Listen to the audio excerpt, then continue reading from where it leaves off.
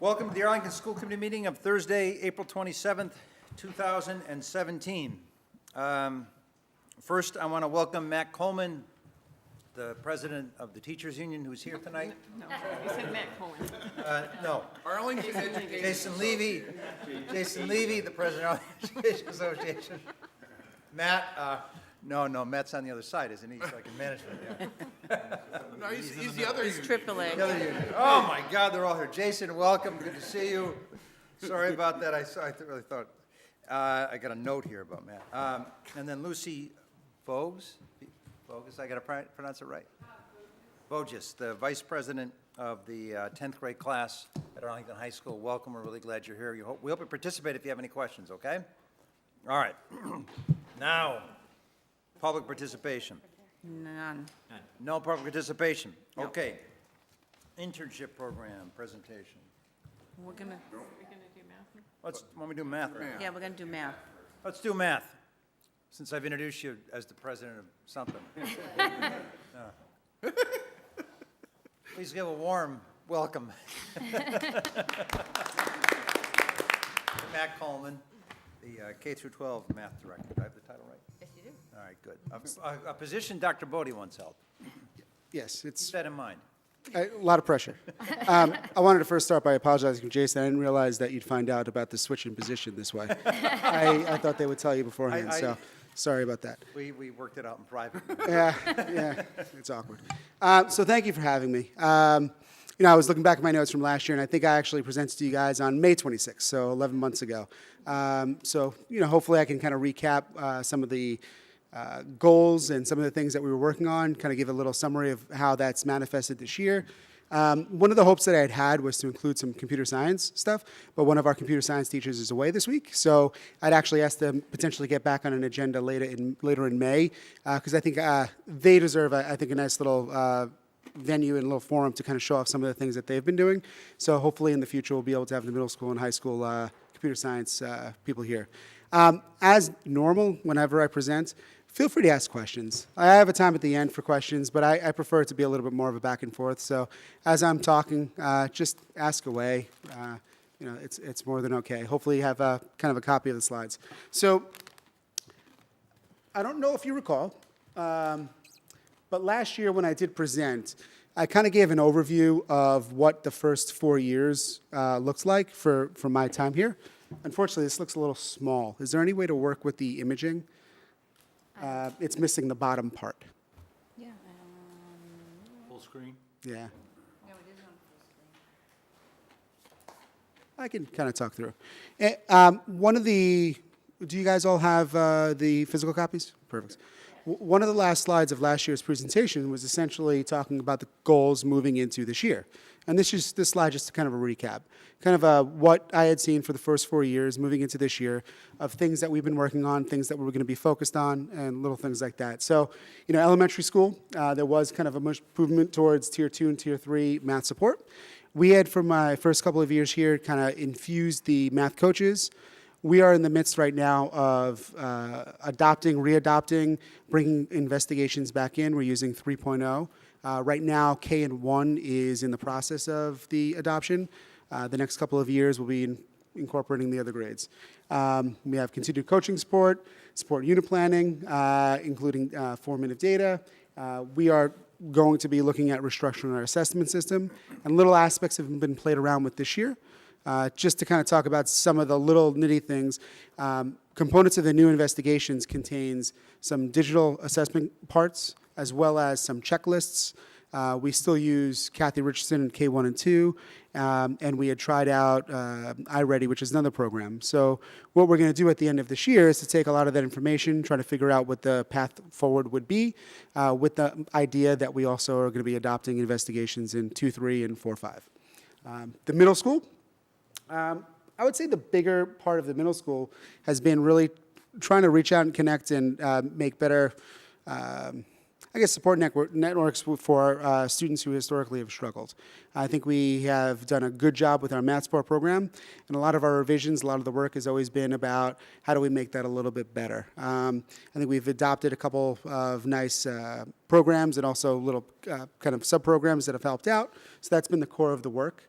The other little thing, and again, in May, when I can get the CS teachers here, we'll talk about what our CS program looks like. The sixth grade program is doing great. And really, I'm really optimistic about this. I'm pretty certain we'll be able to have an eighth grade elective next year. The number of students that we could support is still debatable, but for a long-term goal of mine to kind of build a 6 through 12 computer science program, we'll have sixth grade pretty much set. We'll see how that looks when we go over to Gibbs. We'll get an eighth grade elective in next year. To me, that's important because I almost look at the transition to Gibbs as a 2-year plan.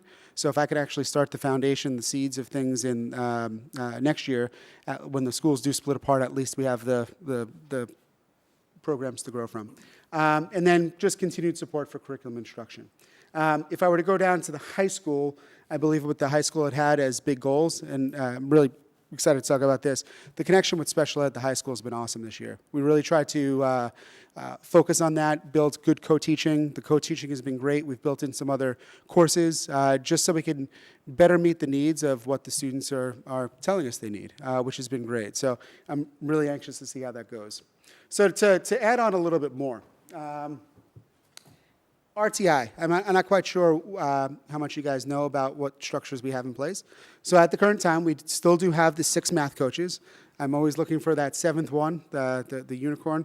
I like to kind of finish it off. Not all the schools have full-time math coaches, so it's not a one-to-one correspondence with full-time, but one of the bigger or other parts we've been working on is the student intervention, the Tier 2, Tier 3. Bringing in coaching was really meant to be that Tier 1. I want to ensure that what we're delivering inside the classrooms is as high quality as we can get it, and I really want to work with the teachers so they're supported in some of the shifts to what we expect them and are looking for. So right now we have 4 full-time staff that work with students, and the schools are Thompson, Hardy, Stratton, and Pierce. Some of this is Title I funded. Some of this is just the beginning, but it's great for us to have 4 schools where every single day there is a dedicated person who is there working with students. They're normally working in either a pull-out setting, but most often it's going to be a push-in with little small groups. For me, this is great because now at these 4 schools, I feel pretty confident about they have supports for teachers. They have a good plan moving forward for curriculum. They have a great support. And this is the testament, I think, to Laura and Kathy. They're getting, makes me so happy. They're getting all the curriculum materials, the cards, the manipulatives. We're able to support them with all of that. So really, when the teachers are sitting down and talking about planning, they can worry about that instead of, I need to make this manipulative or I have to find this. So it's been great. It's nice that we have a plan moving forward. And I think with the infusion of the student intervention, that really is solid support. At 3 schools, we have math practice guides. I should say 4. Thompson also has someone working as well. These schools have someone who is going in probably about 10 to 15 hours, usually 10 hours, they're working on that Tier 2, Tier 3, really Tier 3, the pull-out version of support at those schools. So that's been real exciting. There are a lot of hurdles. Since this is probably the first year we've really had this much infrastructure, I'm really curious to get some feedback at the end, and I'm curious to see how the kids respond to this. There are a lot of little quirks. And in reality, this same structure is what I'll be asking again for next year. Because, this being the first year, I'd like to see how this goes again. All right. Any questions on that? I have a question. Sorry. Okay. So is just a better sense of what these supports look like. So what percentage is sort of being pulled out? What percentage is training teachers? What percentage is, just rough? Yeah, rough. Is So pushing in? So the coach's primary job is always to work with the teachers. Mm-hmm. So 100% of the time, that's what they're doing. Mm-hmm. But in reality, they're also talking to the interventionists. They're consulting side by side with special educators. They're doing a lot of the support of that Tier 1 part. So technically 100%. Right. For the student interventionist, and these are the little things we have to iron out. Mm-hmm. We have realistic parameters of schedule, of when kids are available, how much other services they need. Mm-hmm. So pretty much right now, it's one of those things where we're trying to engage with, here's someone who can deliver the services. Can we actually deliver it? How does it actually work with the schedule? So I would say, 100% of their time is done doing that, but 30% is filling out reports and looking at student work. The rest of the time is working with kids. The percentage for whether or not it's push out or pull in would vary based on schools, and that's dependent on the size of the school, the types of services they need. So that's a little bit more flexible. Thanks. Coaching. Coaching, in terms of it being a more focused job, it's starting to get there. Because we're in the midst of an implementation plan, if there are core things that I would say the coach is doing right now, it's working with the teachers on the implementation of the new curriculum. That's going to focus them to K-1. What we were able to do this year, and this is a great support from the elementary principals and as well as the upper administration for subs, it was really important for us to incorporate the idea of unit planning and giving the teachers the ability to look at something more long-term than just these one-off little PDs. So what we did this year was, out of the 8 units for each of the grades, 4 units are normally the core number sense units. So we prioritized those. We looked at the calendar, we projected when that would be, and what we did was we created these days that would be about a week and a half before the unit would actually happen, where we would actually, in paired school versions, so let's say Bishop and, I think it was Bishop and Stratton. We had a rationale for why we chose these. They would work together as a school with the coaches. They would be pulled out. Those classrooms would get subs. But for 3 hours in the morning, those teachers would have a great venue where they can talk with each other. They can play with the unit. They can look at the materials that they needed and really dive a little bit deeper into it. And then when they went back to their respective schools, the coaches can be there to enhance that. So that kind of model really, really worked well. The feedback on it was awesome because I think it adds a lot more depth. One of the things I don't want is we ask our teachers to do so much, and sometimes when you get that manual, you become a page turner, and you may skip on some of those things. I really wanted to make sure that we were being thoughtful with supporting the teachers. So with that support throughout the year, with us having our standard PD days, the coverage for K-1 has been awesome. So the coaches have been doing that. The coaches also do coaching cycles where they'll work with 1 or 2 teachers at a time, and they'll be videotaping, they'll do something much more intense. Sometimes that's going to be about classroom management, sometimes that's going to be about lessons, but that is a really nice little add-on. So those are, I would say, the big core aspects. It seems so simple, but that takes up a lot of time when you're also considering they're doing all little one-off consultations, working with special educators, working with teachers for little things here and there, and it's worked well this year. Any questions with that? Yes. Oh, sorry. Through the chairman, Mr. Chairman. Yes, go ahead, yeah. So you're doing a rotating coaching model.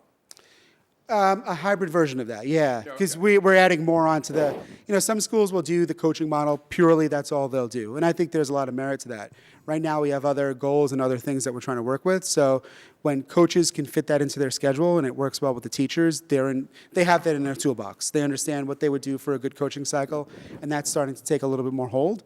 But they're also doing all the PD planning, all the other, the planning for these sessions and making sure that the delivery in the K-1 classrooms has been good. Yeah, it seems like this is really the engine to move things. If you can get the teachers to unpack the standards and work with the materials before delivering it, plan together, come back and assess together, look at student work, and run a coaching cycle of an acceptable length. I know in Lowell, when we did it with our level 4 school, we were doing 9-week cycles, and it just was rocket fuel for. That's right. I mean, that's the goal. We try to do the best we can, and we try to plan it ahead, and exactly what you just described. I mean, that's essentially what it would be. But there's just a lot of work. So are the time of the coaches sacrosanct within the building, that they don't get pulled to do other things, that they're really focused on coaching?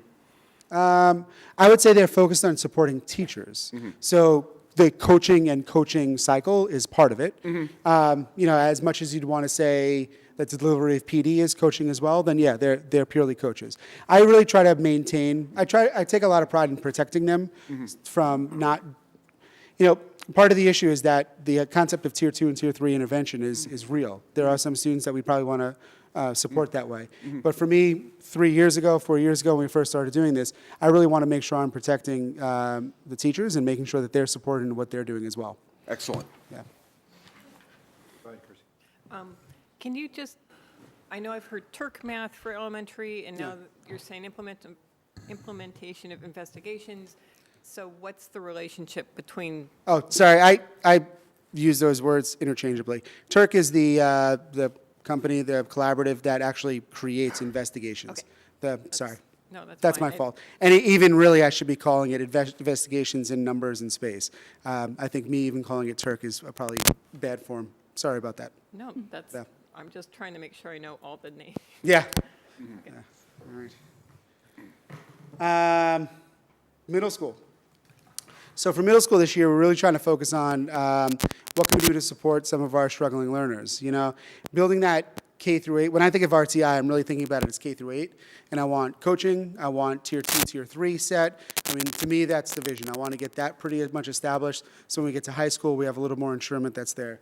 So again, I think we do this every year. Is we're really trying to reflect on how can we better service the students in math support. How do we better service, and that's our tier 2 add-on. It's like the 50% add-on for our standard level classes. How do we better support the special ed, general ed relationship in our small group classes? And then how do we work with the liaisons to kind of deliver and help out in academic support? So every year we're trying to play around with that. This year we infused it with some other curriculum resources, and we also tried different assessment tools. So we're hoping to see that that's yielding some returns at the end, and based on that, we'll try to make a goal for next year. Okay. I think I already mentioned this, the CS. I really want to go with 6 through 12 CS, so I'm pretty confident that, you know, ultimately 7th and 8th grade, we're only going to get, I think, this for next year, a 0.2 increase, which I'm psyched about, and I think that's going to be set for an 8th grade elective. And the way the CS courses work is that they're every other day. Computer science, thank you. Computer science. Those courses work, it's every other day for us at the middle school level, so even though it's just a 0.2, if we have an average class size of, let's say, 20 to 25, we should be able to support around 40 to 50 kids for this in 8th grade, which I'm happy as a start. You know, we'll have to work through the curriculum. We'll have to work through some of the resources. Yeah. Any questions? Yes, please. Can you just explain the rationale behind wanting to have CS for 7th and 8th grade? Yeah, you know, so yeah, I'm trying to think of this to make it a short answer. There's a lot of rationale. One, being able to engage with content in much more of a student creation, design, algorithm thinking, to me, that's very appealing to me. When I see those students in the 6th grade class, and I say this to you guys and also anyone else who's watching, checking out that 6th grade DML class is one of the coolest things. You know, right now what they're working on is something called a code bug in one of the classes. And the kids are working with their skill set they have from scratch. They're building programs, but they're creating nice, thoughtful messages on these devices. It's like it's a little circuit board, but it's shaped like a bug, but it has a nice digital display. It can be hooked up to speakers. This thing actually can do a lot, and the things that the kids are coming up with are awesome. And you can see the enthusiasm. You can see these kids thinking. And the way in which they've structured the course, it's awesome. It's awesome that they've included this much reflection. So to me, I think it allows a different way in which we're engaging with the students. It's much more of their own. The second reason why is just societally, the concept of programming and being able to pull the curtain back and seeing what's behind the machines, that's pretty important. You know, it's our fastest growing, for math anyways, our fastest growing courses at the high school. It's probably one of the biggest demands that parents are asking of me. So, you know, for me, when I'm thinking about it from student demand, parent demand, the societal aspect, and the amount of enthusiasm that I see from the students, it's kind of a no-brainer to build it. Part of the reason why we're going with 8th grade next year is because if we do 8th grade next year, we're trying to capture as many kids throughout all of the years. So the kids that are in 7th grade now would definitely have 2 years of CS in the middle school going into the high school, which is what we want. If we did 7th grade next year, we'd lose that extra year. So we're trying to actually go forward and then go backwards if we can to build those courses. So we were at some point thinking about 7th or 8th grade, but I'm pretty certain it's going to be 8th grade. Well, we'll go. I was just wondering what would it be in place of? It's a really good question. So that's why, you know, there's so many obstacles to run around. The first thing I wanted to know is, do we have the 0.2 to do it? So, you know, I feel like I have that commitment. The second thing we did was figuring out where it would go in the schedule. So we found a couple nooks where it can fill in. So we ran a couple of reports just to see how many kids, with this little nook that it can fill in, how many kids would that generate? And I think it generated 150 potential candidates. Okay. So from there, you know, if I can only service 50, what we're most likely going to do either next week or the week after, is reach out to the community, see what they would like, and then based on the community response, we either will go with the people who respond, or in some case, I guess maybe a lottery for the kids who would get it. It's not going to go in the place of much. It'll mostly go in the place of a directed study or a place of other little things that could be moved around. So not art or music or? It won't be in place of those, no. I personally don't want to step on the toes of those. I value those as well. For me, my future vision would be I'd want to integrate with those subjects, not take them over. Okay. All right, AHS. This I've been psyched about. This I think was, Lynn Bennett at the high school working with this last year going into this year. It's been awesome. Our Curriculum B classes throughout the years have come in a lot of different packages. And really what I've been trying to do is to push it to be much more of a course that satisfies, a course less about being, these kids can't do it, and more about the course where I want to create good supports with the belief that everyone can do it. So our Curriculum B classes have become so much more, I think, structured. It sounds so simple, but over the past couple of years, with the increases in FTE, which I'm just grateful to have, we've got it to the point where our Algebra 1, Geometry, and Algebra 2, which are our core courses, all have 2 sections. And working with special ed going into this year, now one of each of those sections is actually co-ed. That sounds like such a simple thing, but what it allows us to do is actually take some of the students that were in sub-separate math classes that may not have been in front of a certified math teacher. We could move a larger population of them inside of the co-taught classes, create a better environment. I think, to be honest with you, it's nice. We have 2 teachers in there, 2 real good qualified teachers in all 3 of those courses that are doing really, really good work with a higher percentage of the kids, I think, who would benefit from that. And we could do it for all 3 years. So that's been real exciting, and I'm hoping that we can do it again for next year.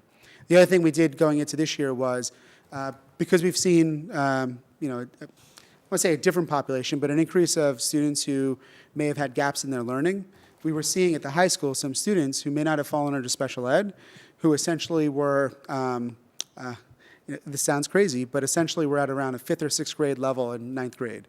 And we didn't have the ability to service. So this year we created a pre-algebra class, which is a general catch-all for maybe 6th, 7th, and 8th grade math. And it really does service exactly what these students need. Currently we have 5 students. It's been going well. It hasn't been without its hiccups, but it's been awesome. So for me, looking at the high school this year, our ability, I'd say the first 3 or 4 years, we were really servicing the higher end. We brought back CES, we brought back all these AP classes, we brought back all these other things that are still doing great. And going into this year, we really have kind of beefed up the supports for some of our struggling learners, which I'm psyched about. Anyone else want to ask a question about this section? Because I wanted to ask it. So I'm Please. just, so that, I don't want to, it's a small group of students, so it sounds like 5 or 6 students? In the pre-algebra class. And their mathematics levels are at the 5th, 6th grade level, and they're not on IEPs? Yeah. Because it's mostly interrupted schooling, I'm sorry to That's interrupt. right. But Yep. it's mostly those people, those students who have had interrupted schooling, because the vast majority of them have not done their schooling in the United States. Aha. There's a connection with ELL. Okay, so that's what I wanted to understand. Yes. So they're ELL students? Not all, but Okay. there's a correlation. Yeah. Okay, so some have been in our system, some have not? Some, I'm just going through the list in my head. Yeah. Some have for short periods of time. Yeah. And some have for a little bit longer. Okay. But the longer is an extremely rare case. Yeah, okay, now I get okay, I just want to understand who that is, yeah. Yeah, Thank you. no problem. I'm sorry, Bill. Does this interact with helping them pass the math part of the, whatever the state testing is now? What is it called now? I was going to call it MCAS, but. MCAS 2.0, right? MCAS Next whatever. Gen. Is- Yeah, is- MCAS Is that Next part Gen. of the, part of this program to help them, help this No. population? So the one thing I always say is this. I don't know if we necessarily have if I remember the stats off the top of my head, the past 3 years, the average number of students who have not passed the MCAS and the first time they've taken it is like 2. And you can actually find a pretty clear reason why they don't pass. Last year was 3. One student was new to this district. I think one student was not in school as much as they probably could be. And another student, I think there was a pretty good reason for it. Essentially from there, the needs improvement, I want to say there was only 18. And for those students, we have a good pathway going for them. So for me, when I work with the teachers, I don't want I don't want the goal ever to be that we're going to get kids to pass the test. What I want them to focus on is good quality teaching, and what I want to do is create programs and structures that can support where they are. So to me, when I put in the pre-algebra class, I think I understand the cost that it may put them in a position in 10th grade not to be there. But in reality, what I've seen, if we can get a student to really do well in the 8th grade MCAS, we could probably get them to get through the 10th grade tests. Even though we might not have, a perfect score, we can get them to pass. But I want them to focus more on the quality, which is why we kind of chose a pre-algebra kind of moniker for it, because essentially we wanted to focus on how do we, for some of these kids where their math concepts maybe much more procedural, how do we add depth to their knowledge so it's a little bit, it's simpler. With the fact that these kids are in 9th grade, and even if, we will have time to get them through that hurdle. And I don't want to sacrifice good quality teaching. All right. So the last thing, just to touch on it, the first one, I still want to add so many more electives at the high school. I really, really do. But I would say this kind of goes under the next little part. Because we want to actually add some more exposure, we're in the midst right now of kind of looking at our programs and trying to figure out what can be offered as half-year electives. Because we want to give the kids an ability to get into let's say, a CS class or something else, and then come out of it, if they want, just to try it out. So going into next year, we're going to split apart a couple of our classes. We'll offer 2 CS electives. The following year after that, we're offering 2 more different electives. We're taking another CS course and splitting it. Our CAD classes have been split into halves, and then we'll look at some of our math classes to see if we could offer them as half-year electives.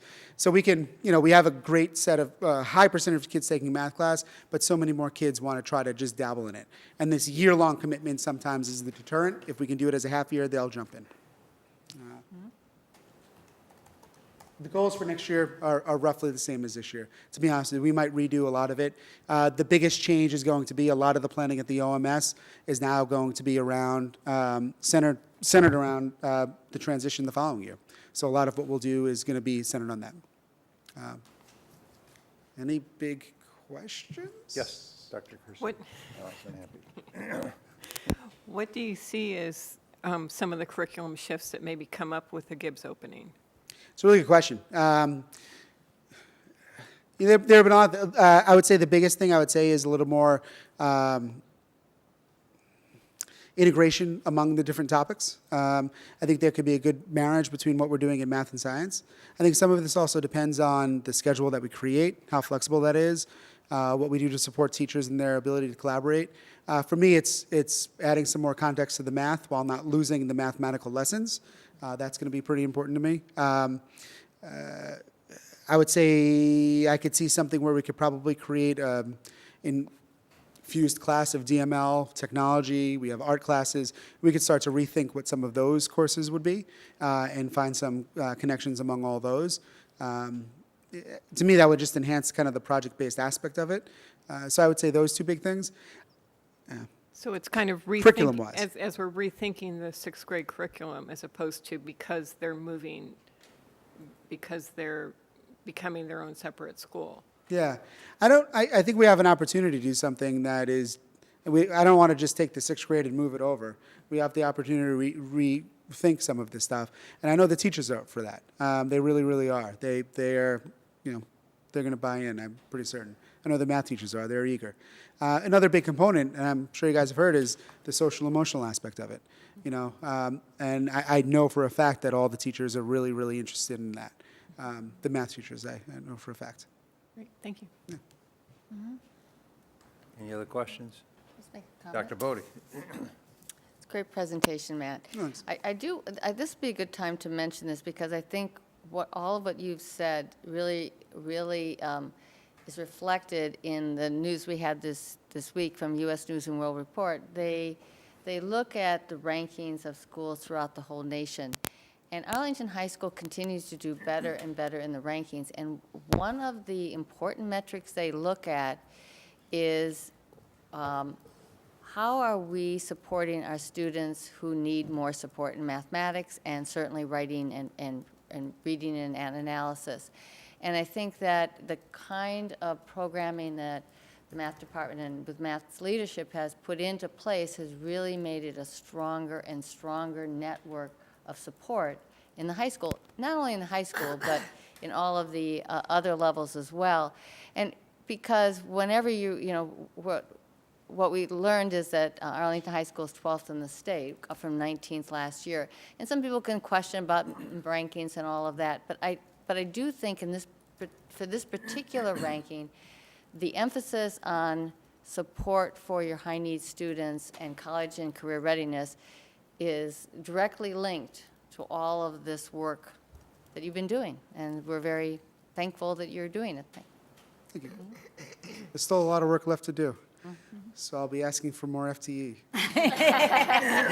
Yeah, good for you for asking. Good luck. I ask really well. Thank you. Any other questions? Lucy, got any questions for the, okay, it's your chance. Okay, anyone else?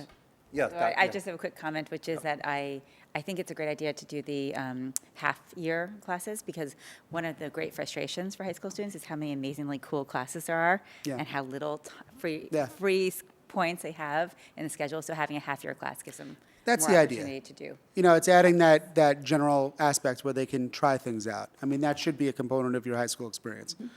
So hopefully we can do that over the next couple of years. Great. Thank you very much. Guys, thank you very much for the Thank time. you, it was a great presentation. Thanks. Melanie, you're up. We reversed things because Matt took over the union and your spot. So it just- Coup d'etat, big time. Well, we're just happy that air conditioner is very powerful, so Oh. Oh, yeah. we were huddling for warmth back there, so Well, we can, Should we turn it off? we're pretty yeah, happy let's turn that it. We Yeah. like powerful air moved up conditioning. here. Penguins. So Melanie Konstantakis Schwartz is the director of the AHS internship program, and she's here, you were here with a student? Yes, this is Shristi Chuk. She's been, actually, I've known Shristi the whole time she's been in high school. But she was one of my interns this fall.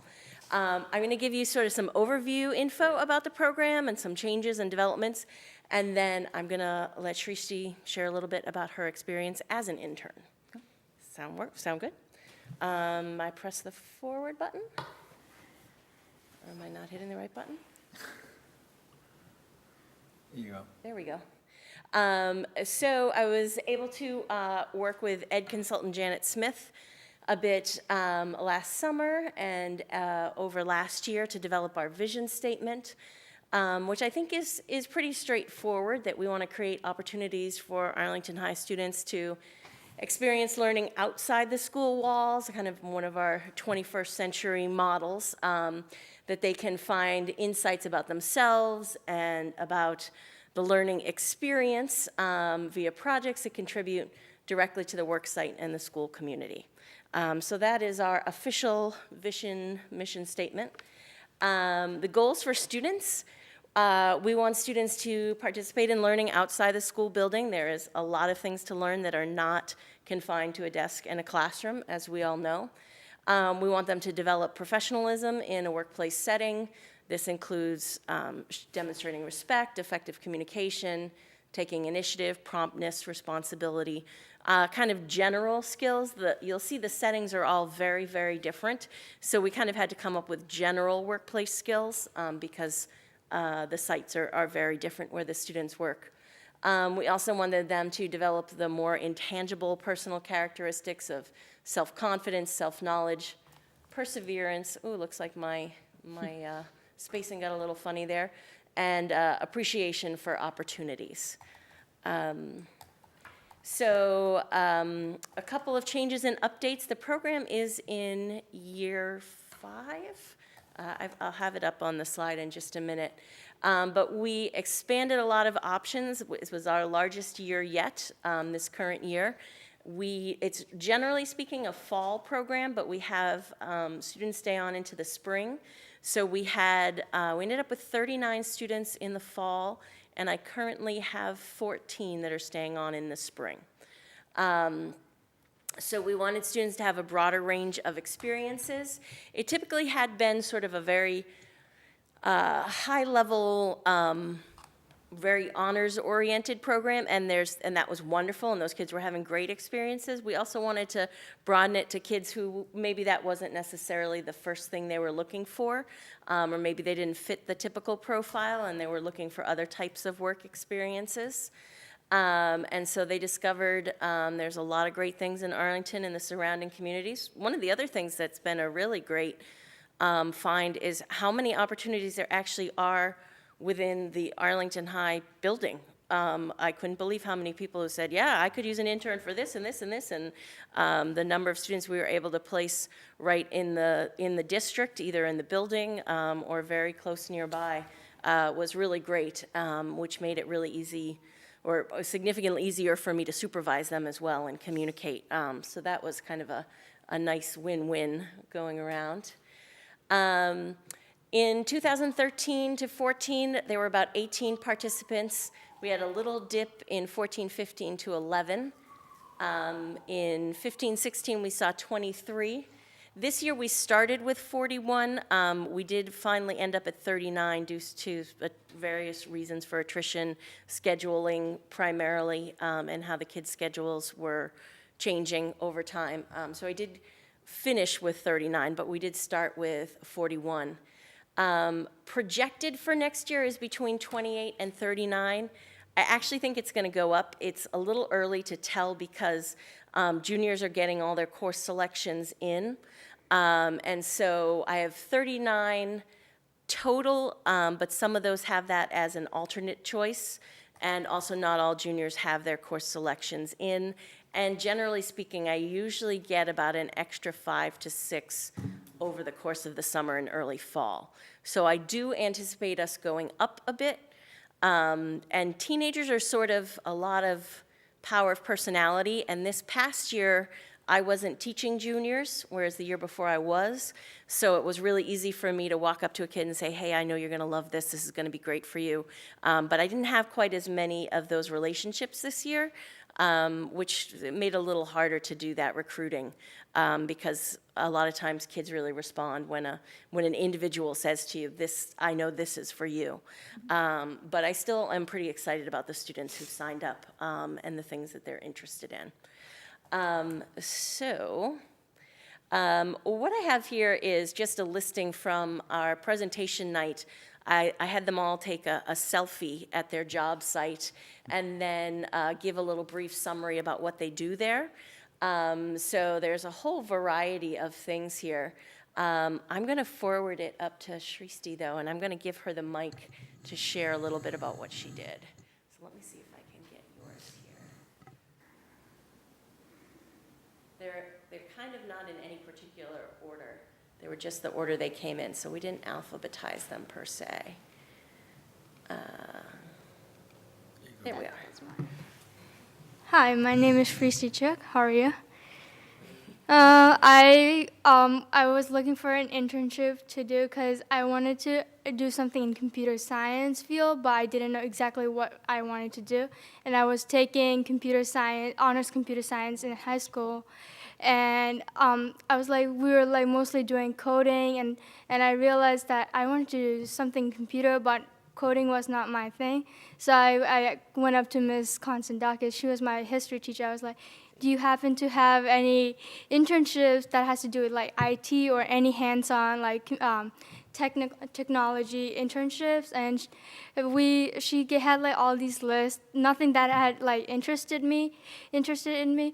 And so I went around Arlington and I found this cafe called Computer Cafe. And it was a perfect fit for me. I went in and talked to the head of the computer cafe there and got a little summary of like what they did. And turns out they do all sorts of things, like from like repairing computers to rebuilding computers, and there are like few clients that brings in like parts of the computers that want help with like building the computer parts. So in this internship, not only did I like learn to like fix like few software malware problems, and also actually fix how like the corrupted hard drives, but I also got a chance to help them building a new computer system. So that was like something I really didn't know before, and I was very excited. And this internship also kind of like helped me with my college process program, like in searching for colleges. And having this experience, I realized that not only do I want to go to college that has like a great computer science program, but also the programs that will help me get good co-ops, research programs, and also jobs when I come out of it. Yeah, it was, I'll just pull this over just to make sure it gets picked up. The computer cafe was willing to work with us. We gave them the requirements of the program, and the guys there were really excited to have her, and worked great. It was a good fit. Didn't they also have you doing websites? Weren't you designing websites? Yeah, that was my final project. Yes, she designed a website for a final project for, well, it was a restaurant? Yep, restaurant. Yep, so she got a lot of great hands-on experience, and if you need a computer repair and you can't get a hold of Francis or Dan in IT, Do you have your number, please? She's your backup lady for the job. So I think she had a good experience, and then like she said, it's really nice when, we get to have that sort of connection where we can say like, oh yeah, I think I know something for you. But this one she was able to hunt down, and because it's local and convenient, it was a really nice match, I think. And you enjoyed being there. They liked having you. Because I go in and visit all the sites, and they were just raved and raved about Shristī. So, and I knew they would, but it was great. So what can Questions? we answer for you? Yep, Mr. Hayner. What's the process of an organization like the Computer Cafe becoming a place for one of the interns? Do they have to fill out forms and query check and all that? So what we do is we give them a form they have to agree to that they can meet our requirements. We consider doing the query forms and backgrounds. It's kind of complicated, though, because Computer Cafe has people in and out all day, and we obviously can't query all of them. So the students' parents sort of sign off that they know the student is going to be off-site in a non-Arlington high school location, and will meet people in the community that will not necessarily be background checked. So that's sort of a component of the internship that we know is not really manageable. But I go and visit all the sites, usually in particular a new site before we place a student, just to make sure it's a safe environment. Now, I'd been in the Computer Cafe. I had felt like it was, a perfectly fine and respectable business. If somebody said, my uncle runs a print shop in his basement, and, I might feel a little bit more uncomfortable, but there have been a lot of folks who've got in touch with us through the Chamber of Commerce, et cetera, and we've been able to, I usually meet with the person one-on-one, talk about their expectations, what they'd like, and try to match them up with what we can offer, and tell them about, what our student would likely come with. I mean, I've had requests for, they said, oh, can you send me somebody from your accounting program? Well, unfortunately, we don't have an accounting program. It's just not a great match. But more often than not, we've been able to match a student with the needs of a local business. Thank you. Dr. Seuss. Are you able to place any student who's interested, or do you have too many students requesting it? given the available I have placement not sites? had to turn anyone away. They do fill out an application. They have to, sign up for it as part of their schedule. So this goes in as a class, and it's their G block, their last period of the day class. And that allows them to leave the building early, presumably to go to that site. Although some of the sites, the students actually don't report for particular hours. So I have a few like town organizations, like nonprofits, like the Tio Cinte's Sister City Project. That does not have specific hours. The student just works 5 hours per week and meets individually with the coordinator. Same thing with the 2020 Diversity Task Council. I think I'm remembering their name. Task Force, thank you. Again, that's work at your own pace and then meet with the leadership.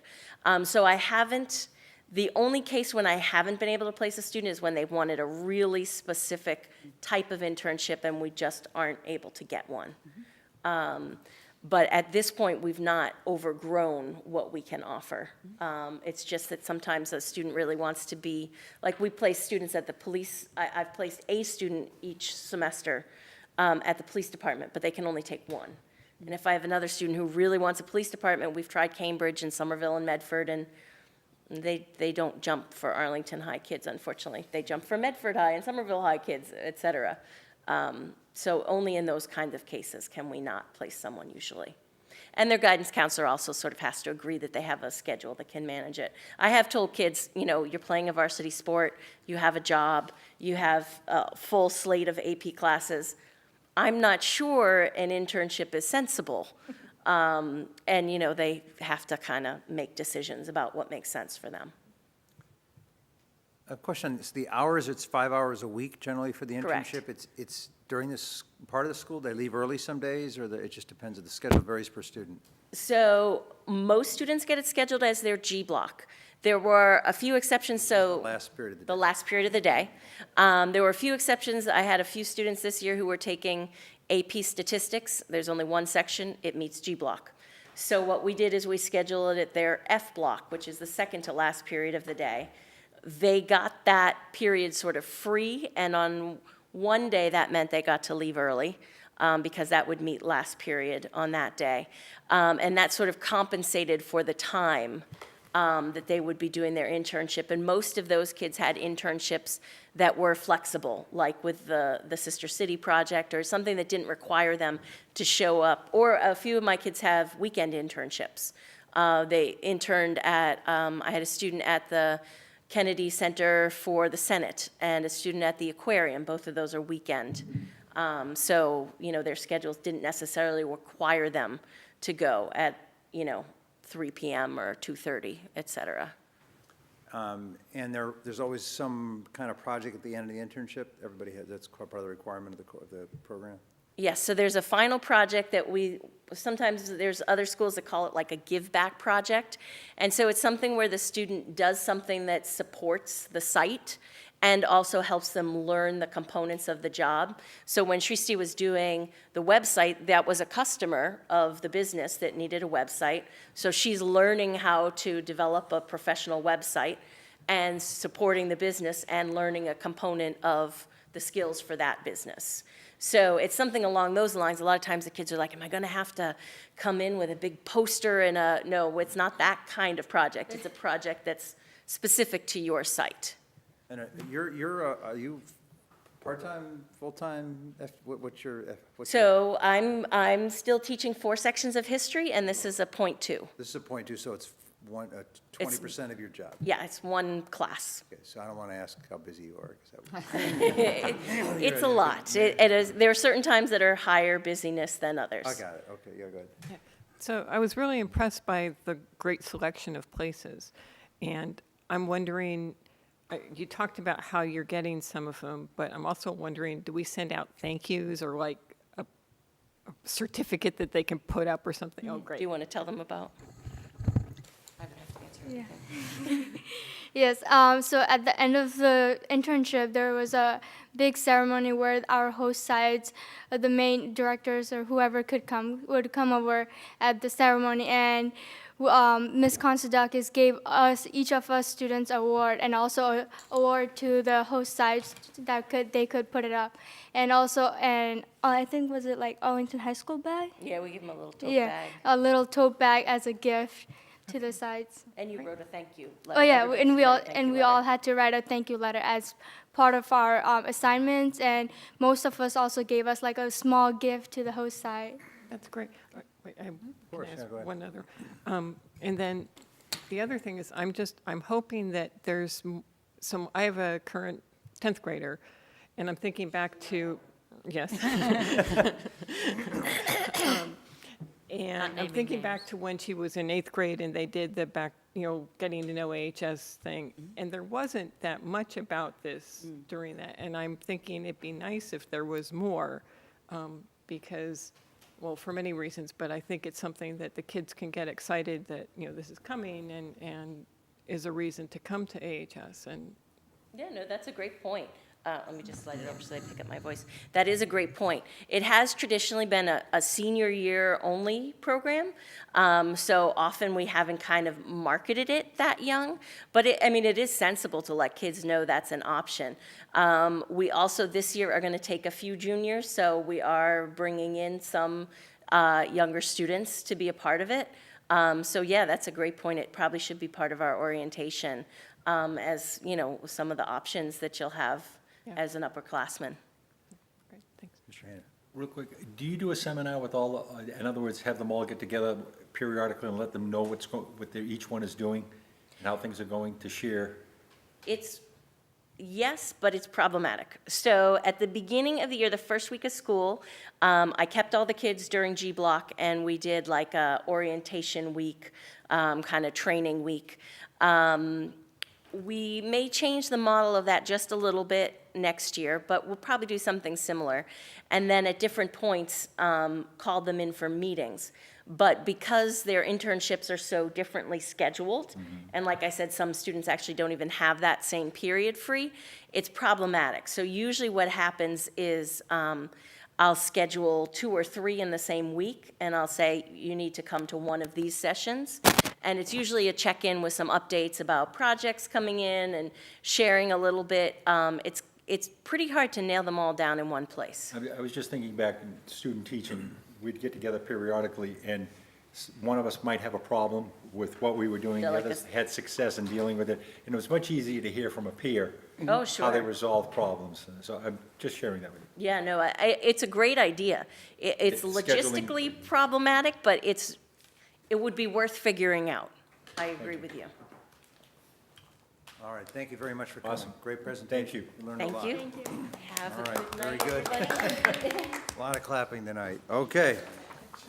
So, next item on the agenda is the approval of the elementary assistant principal job description.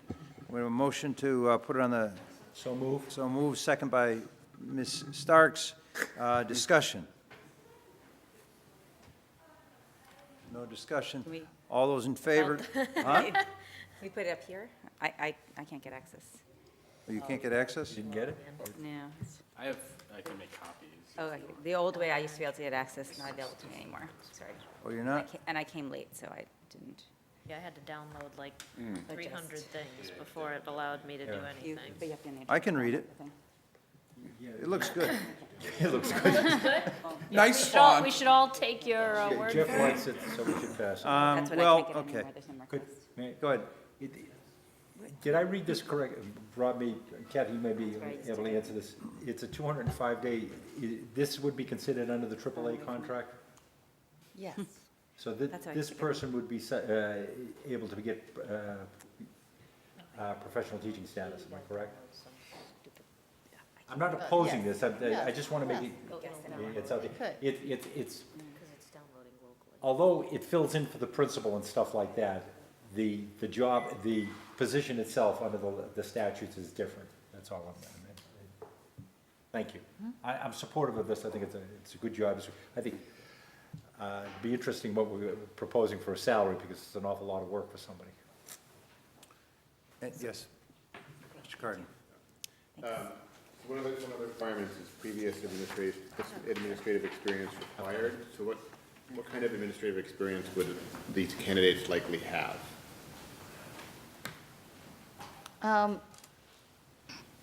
If they're That's a not good point. already, if they're not already an assistant principal?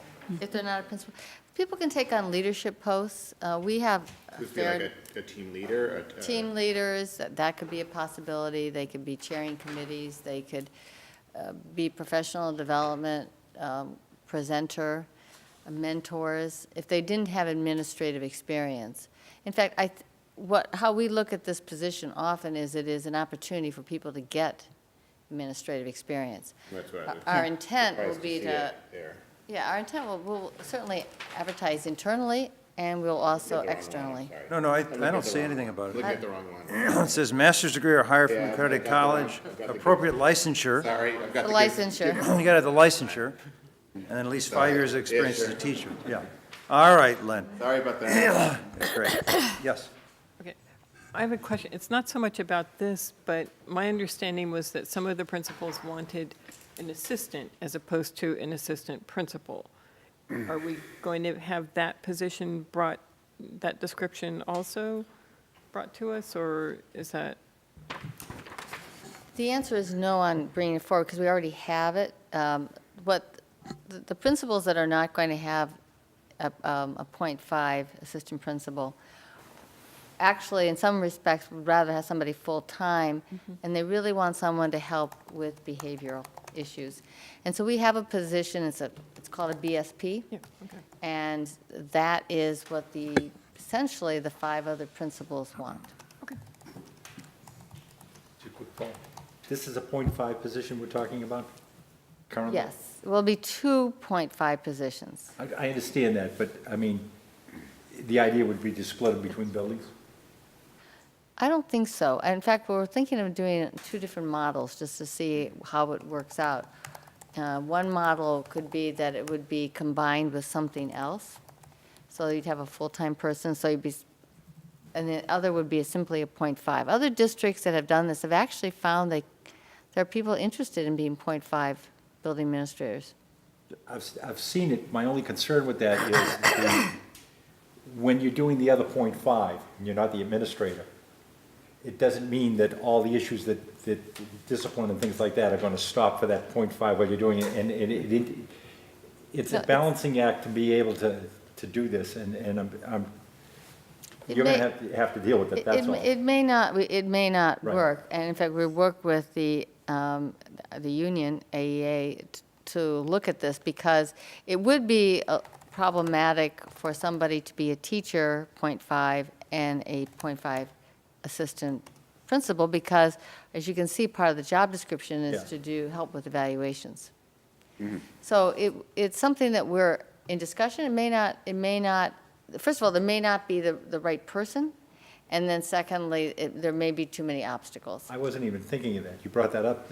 That's another part. I'm thinking of all the issues of discipline that were interwoven in this, and you don't have discipline issues stop it halfway through the day. So I know. that's another aspect. Thank you. So it's conceivable someone might just take a 20-hour-a-week job? Oh, yes. That happens in some districts. Oh, yes. They're at a point in their life where that's what they want to do. Got it. Fair, yeah. All right, we have a motion, we have a second, we've had discussion. All those in favor say aye. Aye. All opposed, it passes unanimously. Okay, Dr. Bodie's report. All right. Actually, is it all right with you if we switch searches and building report? That's fine. Okay. You do whatever you want. Thank you. Add other things, I mean, it's there. Well, the reason I wanted to switch it has to do with recognizing Dr. Chesson, Dr. Laura Chesson this evening, because it is now definite that we knew she was appointed, but it is now a fait accompli that she is the new superintendent in Groton Dunstable. Congratulations. Congratulations. Lots of coughing tonight. Yes, thank you. The Groton Dunstable School Committee voted last night for the final approval of the contract, and I signed it today, and they're signing it probably even as we speak. I just want to take an opportunity to thank the district. The last 5 years have just been amazing. We have a team here that, as you have heard from all the conferences we've been asked to speak at and for the initiatives that we've been asked by the state and other organizations to be part of, this is a team that, is just one that you dream about. It's definitely the dream team. And I feel like if I'm prepared at all for my new position, it's because of the team that I worked with.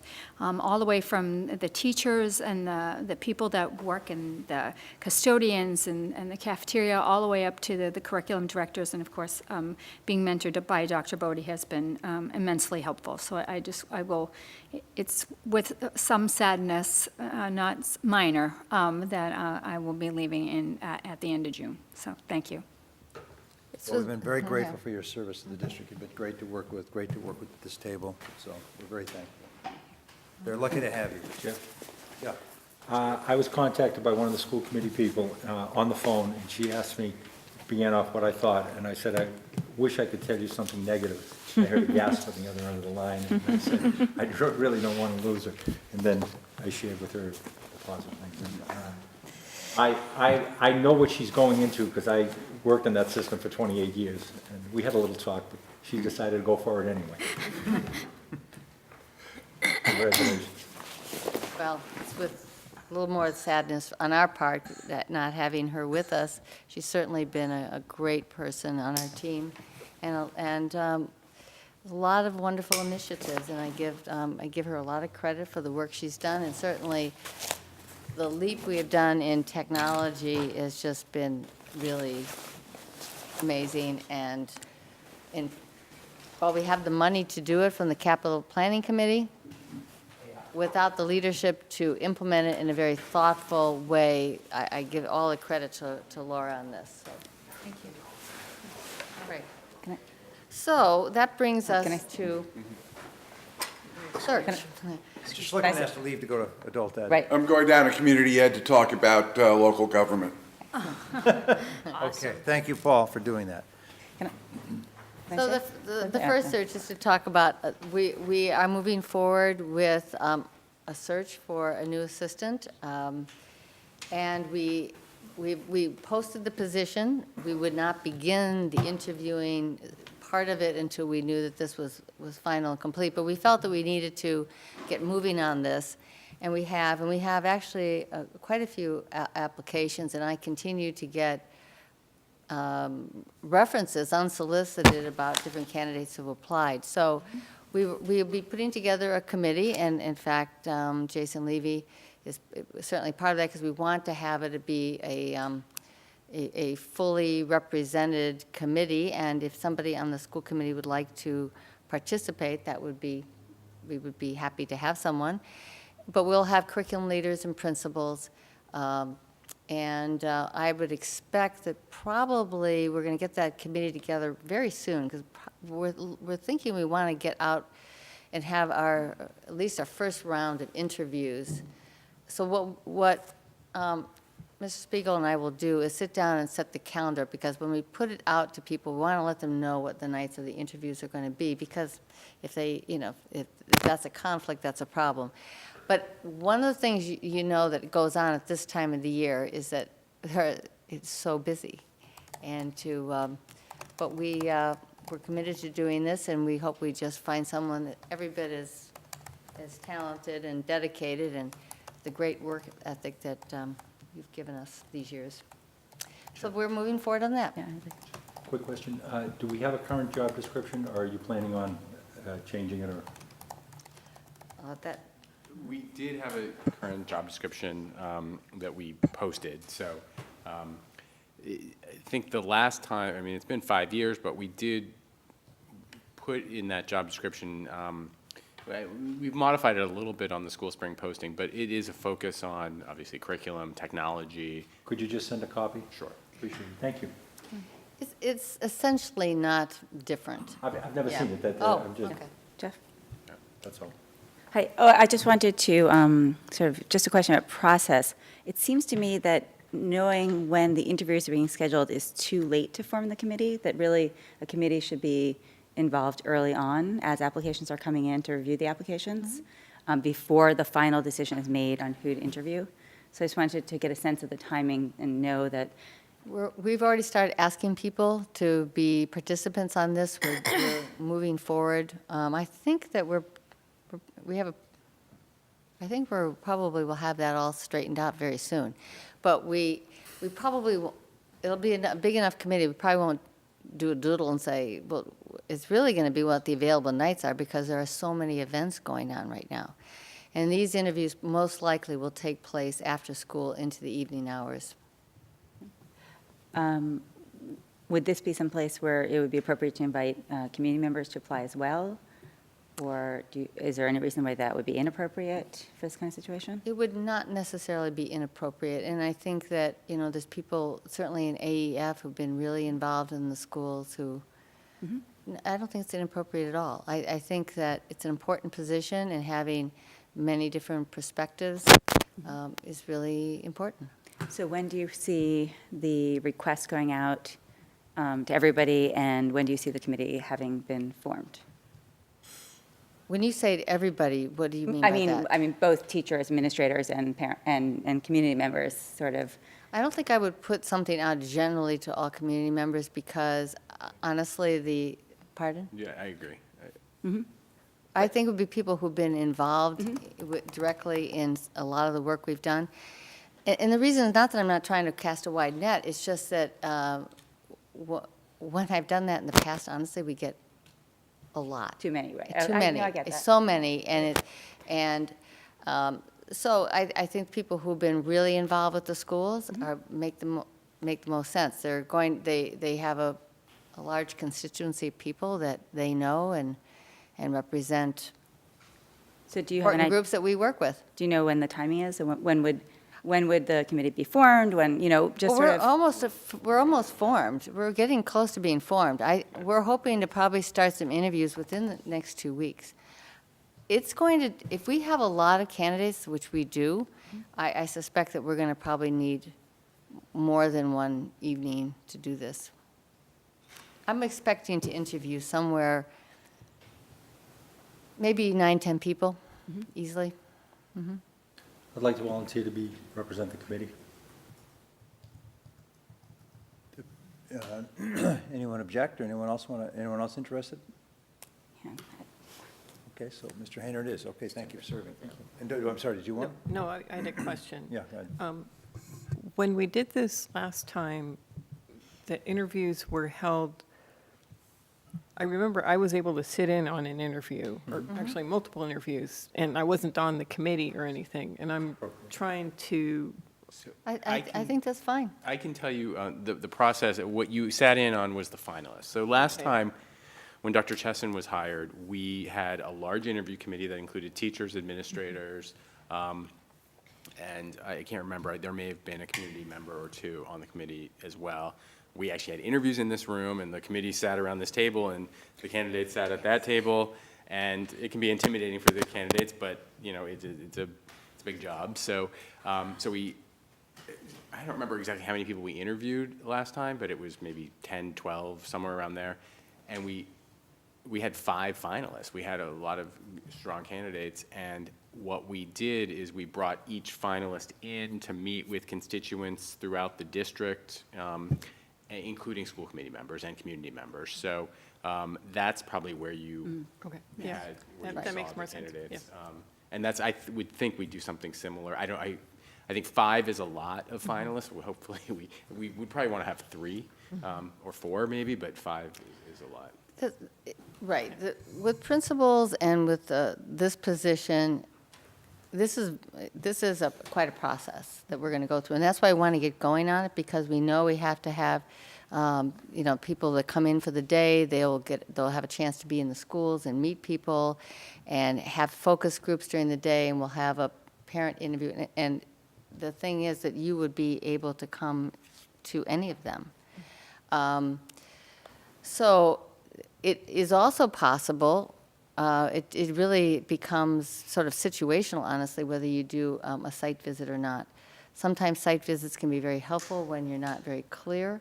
You have a couple strong candidates. And certainly there's a lot of reference checking that goes on as well. And a lot of that actually is very confidential. That has to happen.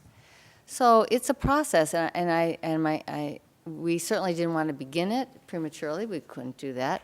But we're going to move as expeditiously as we can, so that we're going to be able to have those days in district. Very good. You have more to report, though, I think. I do. I have a lot more to report. Doctor? Did we need to? Oh, so we have an offer by Mr. Hayner to be our representative in this search committee for the Assistant Superintendent for Curriculum Instruction and Assessment, and we have a second I'll second. by Dr. Seuss. All those in favor say aye. Aye. All opposed, it's unanimous vote. Okay. Thank you. Thank you. So the next is the Addison Principal search. We continue on that search. We're at the point where we do not have 3 strong candidates to put forward, because that is also a process in which when you get to the point where you have 3 candidates, what our practice has been in the district in all of our principal searches is to have 3 candidates come forward. They then, again, they do an on-site, they have interviews with principals, we have parent interviews, and then we have these comment sheets that people are able to complete. So we are not at the point where we have 3 people that we would go forward with. And given that there are searches going on, and you don't have to go too far, too many searches where people withdraw because they have a position somewhere else, and because while the process can be lengthy, at the same time, it's necessary that it takes this format. So we're not there. And the next meeting, I'll probably be able to give you a final answer as to where we are in that process. So then we come to the Gibbs. I just want to pursue that. Is there, I'm not trying to knock holes in that search. Is there any thought or keeping current principal from your perspective? I know there's issues with retirement, but. If we were to keep our current principal, then we would go for a waiver if we had a failed search. Right. And it's a process that you go through with the Department of Education, that the job often falls to Mr. Spiegel to begin the writing of it, but we collaborate on it nonetheless. Yes, that is an option, and it's a very strong option. I mean, from everything I've heard, she's a very strong personality, and it's been very good for us there. And I appreciate the need to have somebody come in and build a foundation and stuff like that. But as you began this discussion, you haven't had 3 strong ones going forward. So hopefully that's in our back pocket. Doesn't mean we haven't had 1 or 2. It's just that we don't have 3. That it would be. She's a good ace in the hole, as far as I'm concerned.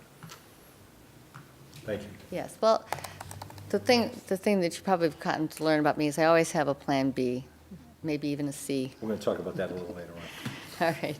So at any rate, so we're now moving to the Gibbs search. And let me just preface, I had announced back in December, being quite transparent, that I wanted to have this be an internal search. One, for a number of reasons. One, we have tremendous talent in this district. 2, that in the vision of how we were going to move forward with this Gibbs search, the Gibbs school, we wanted to have somebody that was going to be very involved with teachers and curriculum leaders and the administration in planning for this. And when you have somebody that's hired new to a position, such as a principal or a central office, there is quite a significant ramp-up time as you develop relationships, get to know the culture of the school. And this is not where we want the energy of the new principal at Gibbs to be. We want that to be fully present, already have well-established relationships, and know the culture and priorities of our school district. So I knew at the time that I said we were going to have an internal search, I had been aware of 4, possibly even 5 people who were interested in the position. So we posted the position. We had discussion here at the table about the job description, and we had 1 candidate apply. But I have to say that I could not be more pleased with the person who did. It's Kristen DeFrancisco, who is the current principal of Hardy Elementary. And in some ways, she is particularly uniquely qualified, and I don't mean that would have discounted anybody else, but she really does have some of the skill sets that we're looking for. She had been a 6th grade teacher at the middle school. She'd been a 6th grade teacher at Dallin before we changed in Arlington to the middle school model. And she also has been a 5th grade teacher at Hardy. And so when we were looking for a principal for Hardy, when Ms. Deb D'Amico retired, we had quite a field of candidates and a search committee, as we always do. And by far, she was the standout candidate in that search. And, having someone go from being a teacher in a school and then becoming the principal is a daunting challenge. And I have to say she has done a remarkable job. That school works together very well, highly collaborative, highly focused on curriculum and students. And it's a school, one of our schools in town that has embraced responsive classroom.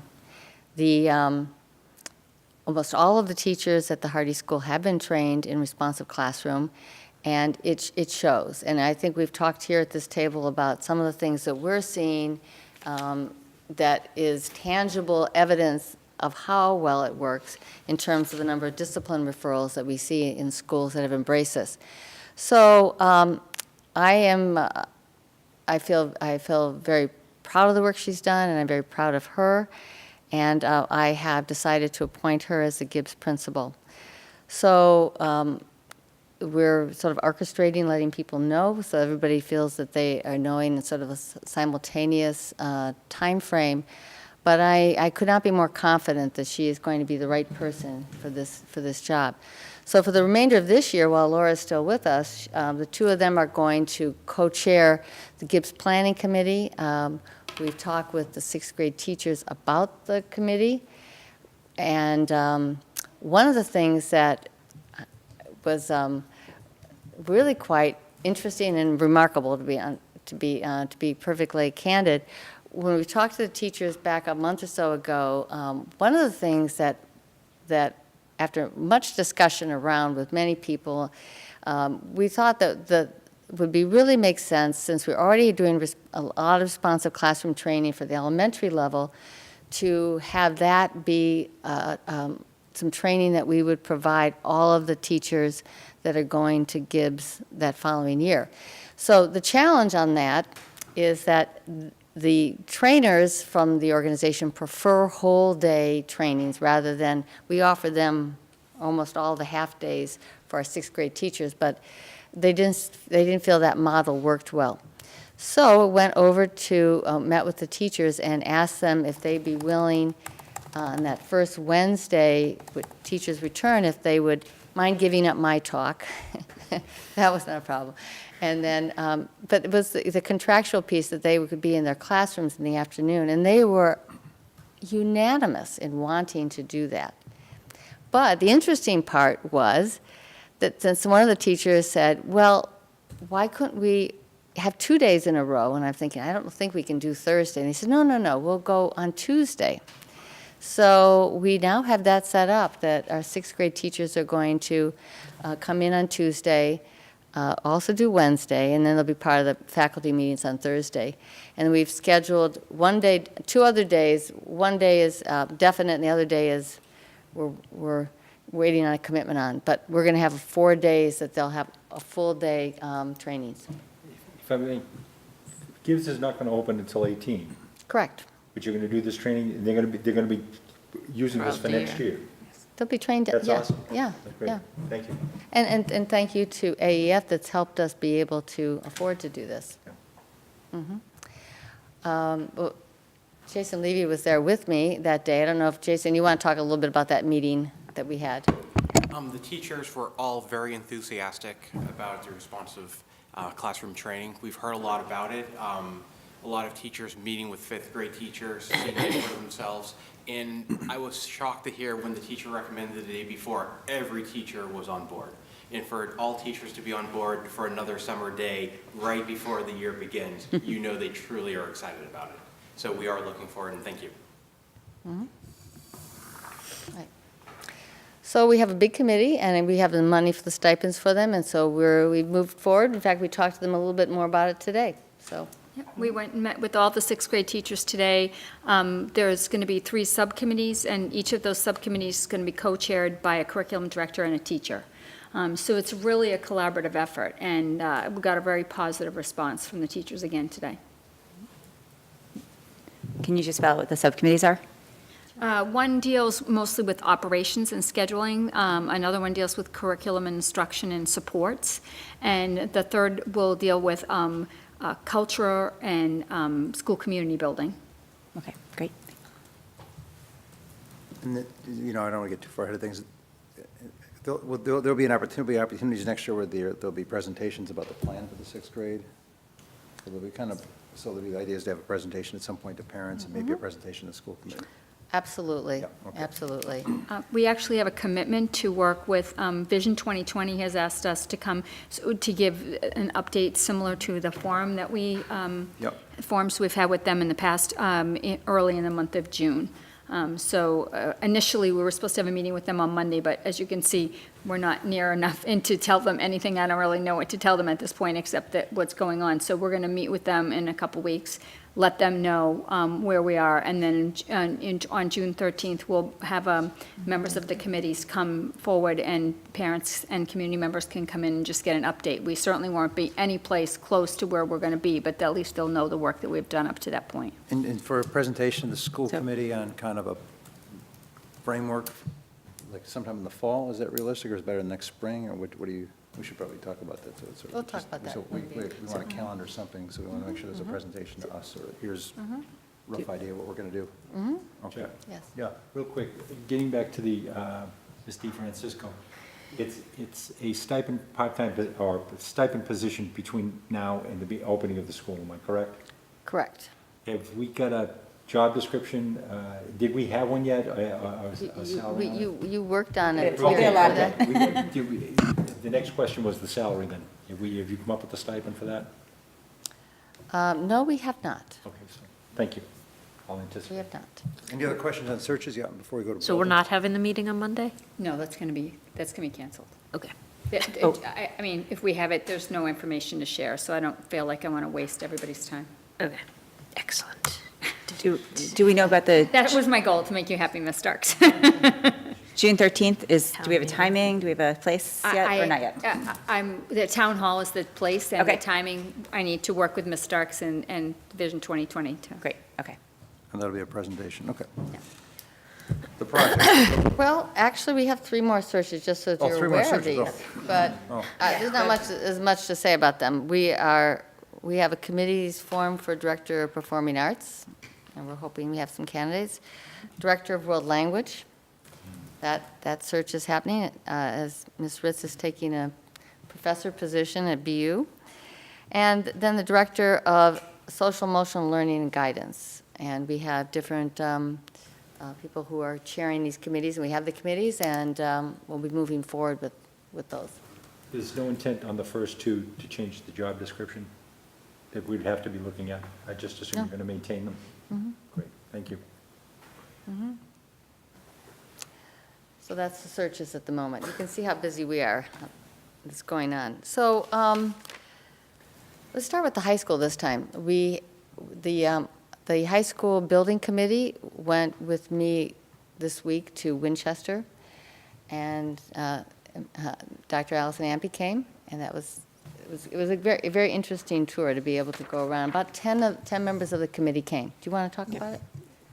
I don't have that much to say. It's a beautiful school. It's not completed yet, but we got to see a good chunk of it, and there's certainly a lot of things to think about, and they mentioned some things, maybe we don't want to do it that way. And it did show that you can come up with a really nice-looking, nicely functioning school, even doing a renovate rebuild, where you're Doing it chunks. doing in chunks and taking down buildings and redoing them. They did mention that the current principal of Winchester was one of the people giving the tour, and he's been involved in, where was his, Wilmington. Right. Yeah, Before that, he was here before in that, he was in Arlington. Wilmington, and he was involved in rebuilding Wilmington's high school. And that apparently was built new from scratch. He says that's much easier. I wish that was going to be our option. I'm not clear it is. But, yeah, it was very generous of their time. It was very generous of their time, yes. And they've also agreed to be resources as we have questions. We saw how they were able to group their modular classrooms. They were able to stagger it, so they had only a few the first year, a little bit more the second, and this year now they have 28, I think, on site. It's a lot. So it's a project, and it's very, very time-consuming. Just all of the coordination that has to happen with schedules and people and contractors. It's down the road, sorry. Is it down the road, it's down the road before we realize, we're going to know whether we're going to be what kind of building we're going to be doing, am I correct? That's correct. MSBA will ask us to look at all the possible options. So that was one of the options.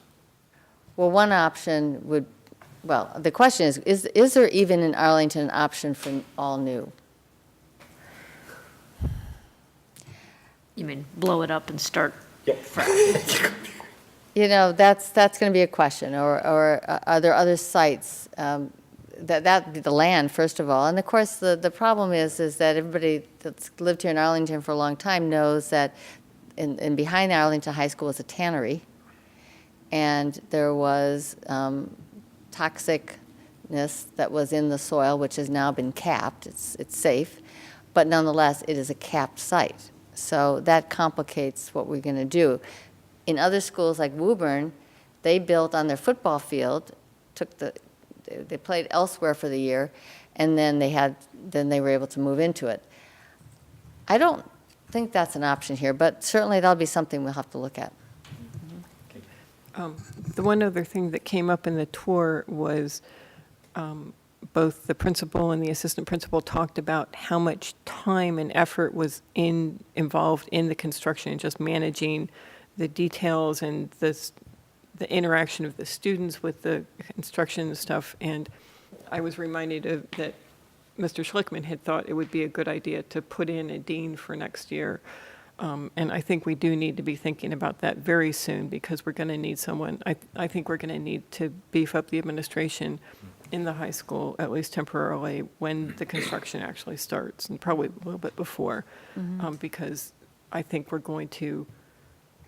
creating at least a full-time position of dealing with building stuff as it comes on board.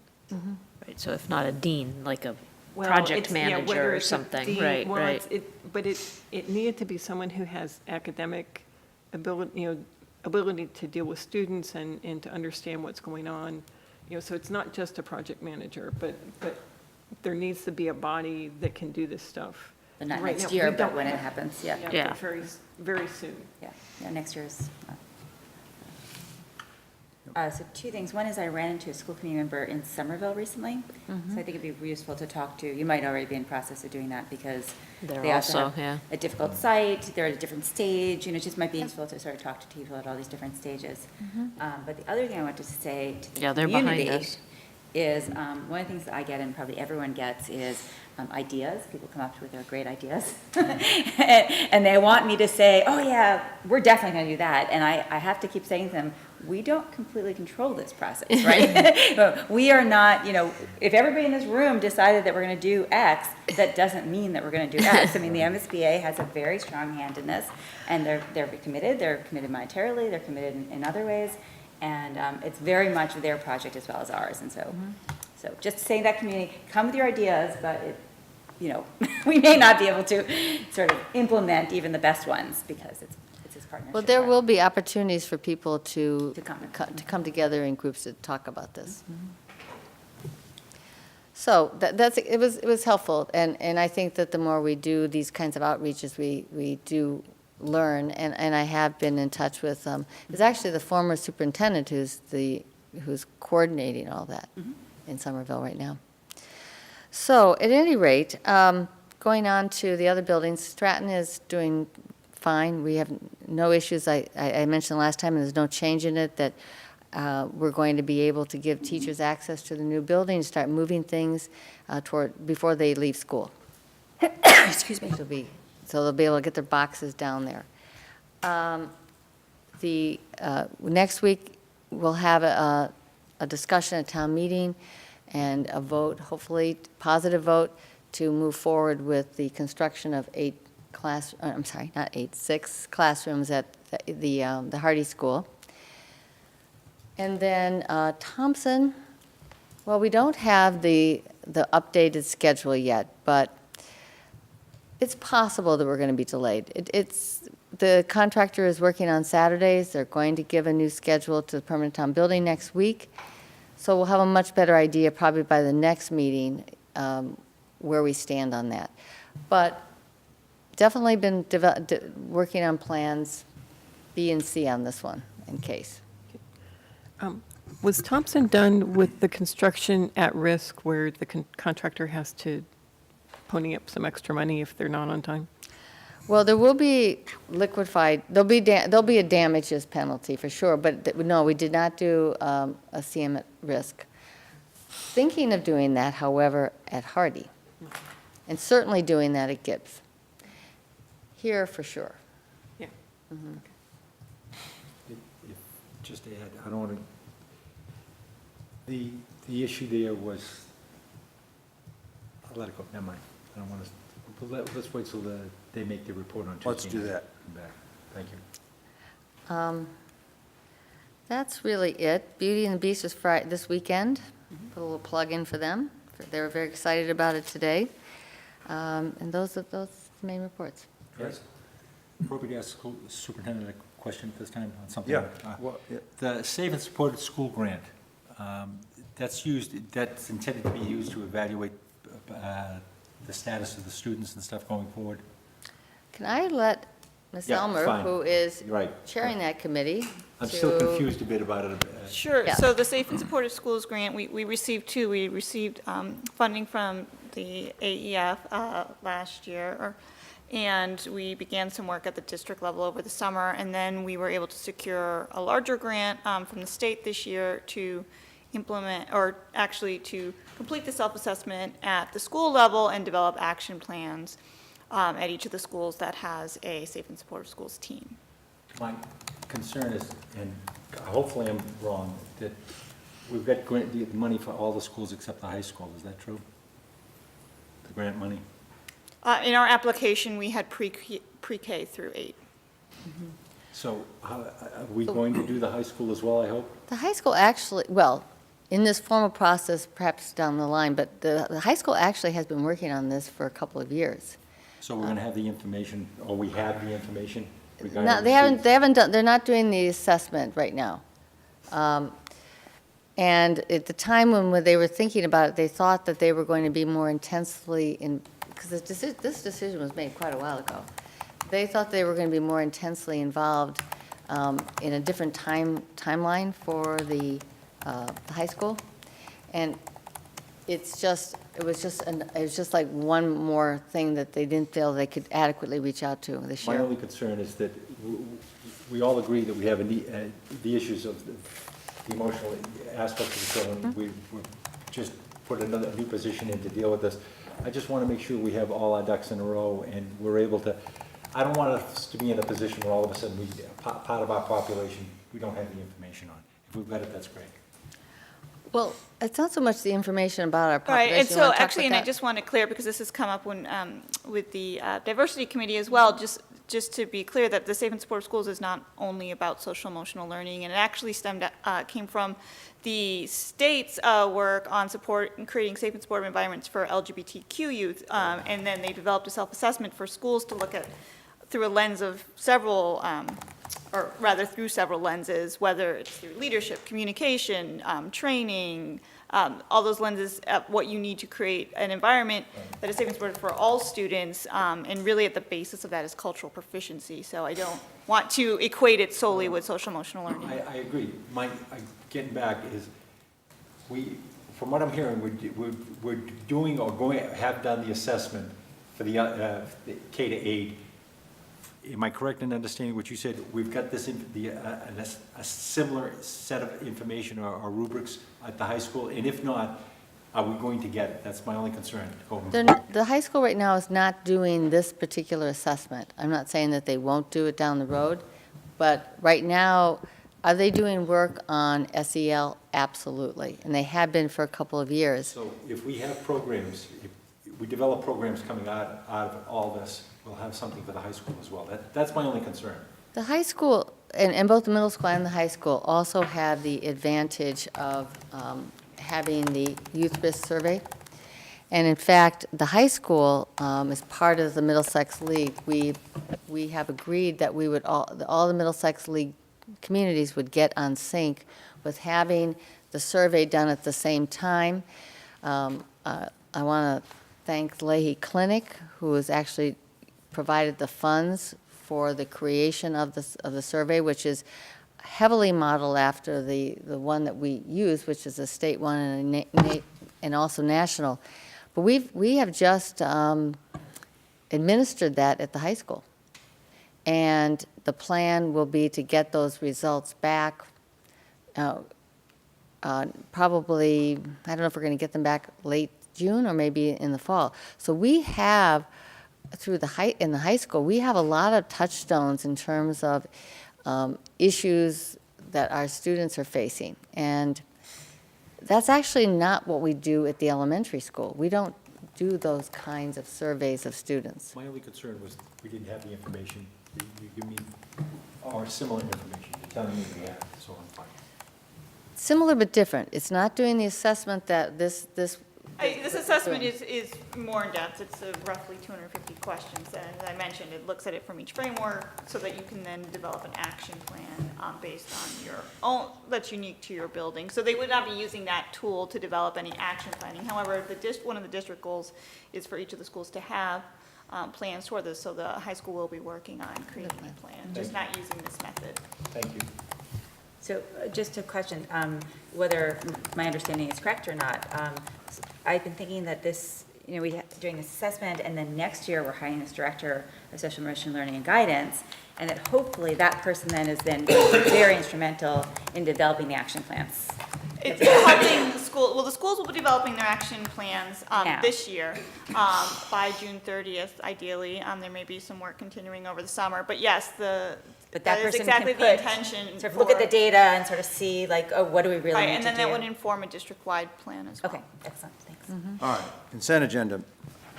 All items listed with an asterisk are considered to be routine and will be enacted by one motion. There will be no separate discussion of these items unless a member of the committee so requests, in which event the item will be considered in its normal sequence. Approval of warrant 16167, total warrant amount $853,228.73, dated 4/13/2017, and warrant 17167A, total warrant $82,696.00, dated 4/13/2017. Approval of minutes of organizational meeting and regular school committee meeting April 13th. Have a motion? So moved. Motion by Dr. Allison Ampe, second by Mr. Hayner. All those in favor say aye. Aye. Opposed? It passes. So the next thing, the committee, the calendar is sort of a living document.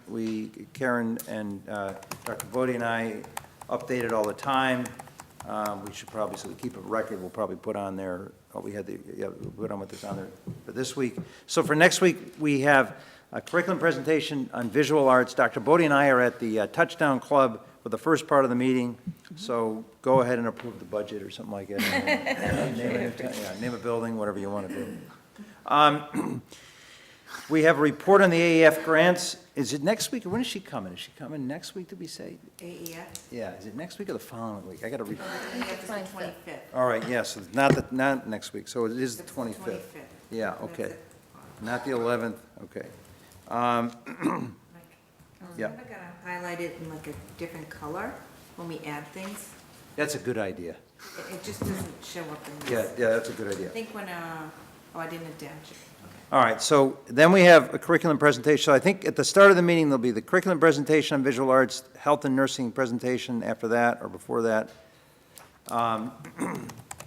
There might be some other things, and then Dr. Boyd and I come back. How long are we at this event? Month. No. Oh, you're gonna be like me now, just. Only a half hour. No, I'll be back. Oh, this is good, this is really good. Good. If Casey finishes the meeting, we'll come back to an empty Yeah, room. fine. So Dr. Chessa might present the goals. I don't know. So the goals are going to be presented.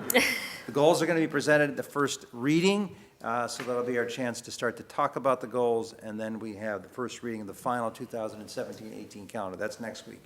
And then the May 25th meeting is loaded up with stuff. And then the June 8th meeting has a lot on it too, because we're trying not to meet on June 22nd. So just to keep in mind, to keep to our, Paul's not here, but some other members of the Paul's committee are here, including me, I think I'm on it. That committee, the Curriculum Instruction Accountability and Assessment, or assessment, whatever it is, that committee has to meet to select goals for the superintendent that we need to approve by June 8th. Okay, so we just need to keep that in mind.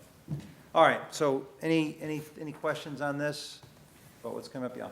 Just a procedural, what if you put the additions in italics until they've been on there for a bit? Because that way it'll show up no matter what you're printing it on. Good idea. Did you have a suggestion for the font? We're getting, so, thank you, that was really good. I would ask the chair to remind Mr. Schlickman to have that meeting. I will. He got out. He's asked me for a 1-hour meeting tonight. Jeff? Yeah. Chair.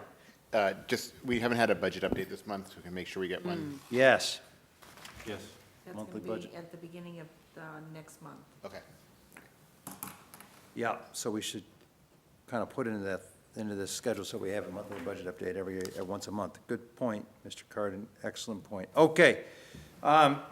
Policy, so there's two things that I'd like to see referred to the Policies and Procedures Subcommittee. Dr. Seuss suggested that we have a regular annual report on discipline, and a place to do that is by amending the student conduct for inclusion of annual report. I'm not saying it has to be amended, I'm saying the committee should discuss it. And then, so I think you should discuss, you want to talk about you're interested in an annual report? It just said, when I was at the meeting last fall, the school committee meeting, and talking to fellow members around the state, it was very common for many school committees to get an update on suspensions and discipline practices. And given how much attention has been nationally on this issue, given that standards, practices are changing for good reason, I think, it just seems like a wise thing to do. It's pretty standard in other school committees. All right, so That was sort of my thinking. that's the request.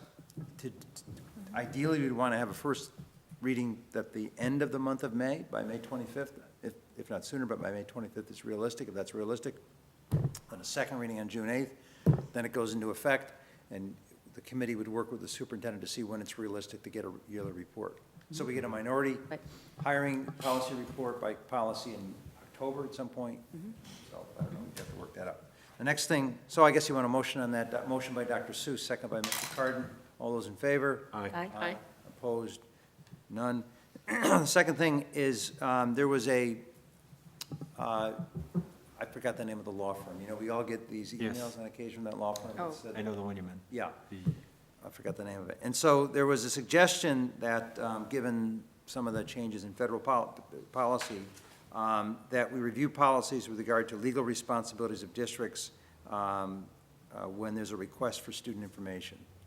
And so that was the suggestion. I asked Dr. Bodie if she thought that was a good idea. She said a review would be a good idea. You will consult our counsel. And so this is something else that the subcommittee should talk about. Any motion by Dr. Allison Ampe, second by Ms. Starks. Any discussion? The Yeah. company is Myrick O'Connell. Myrick O'Connell, yeah. That gave the update. Do you want to talk about what we talked about today?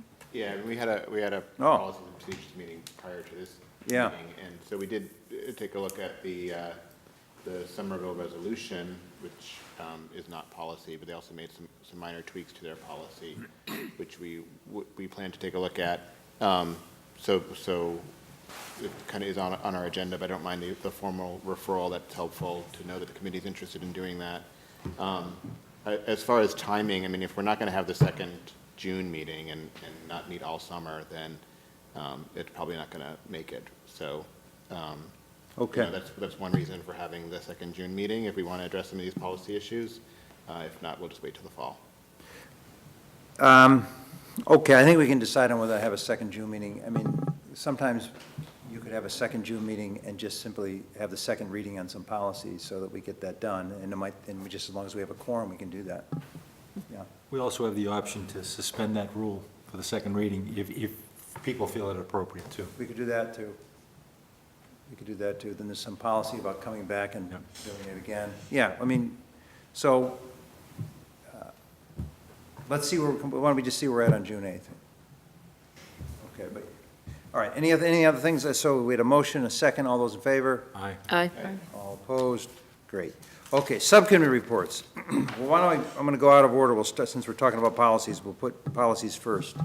Sure. So we covered a few things. The other major item was a policy change requested by Mr. Hayner. I don't know if he wants to discuss it at all, but It is to modify the, policy on hiring the positions that the school committee hires, the assistant superintendent, chief financial officer, et cetera, to put in place, both to list all those positions, because they're not currently listed, the assistant superintendent is listed, but also to put in place a procedure that the school committee would require the superintendent to follow.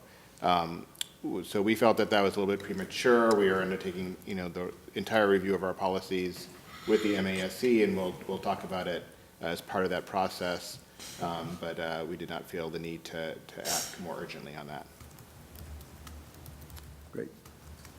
Anything else? Then you talk about the summer resolution and Yes, we talked about summer resolution. We're going to check in on the status of, I'm going to check in with the MASC on where they are starting that process. They're supposed to give us a schedule, and so we'll get started on that.